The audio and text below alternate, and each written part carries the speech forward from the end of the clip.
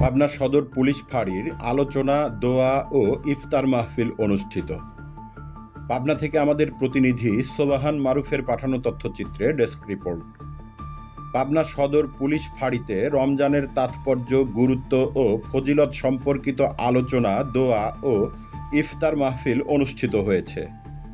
সদর ফাঁড়ির আইসি পুলিশ পরিদর্শক সিরাজুম মুনির এর উদ্যোগে ও ফাঁড়ির সকল পুলিশ অফিসারদের অর্থায়নে আজ ২০ মার্চ বিকাল থেকে ফাঁড়ির ক্যান্টিনে এ আলোচনা, দোয়া ও ইফতার মাহফিল অনুষ্ঠিত হয়। প্রধান অতিথির বক্তব্য দেন সদর থানার ভারপ্রাপ্ত কর্মকর্তা ওসি আব্দুস সালাম।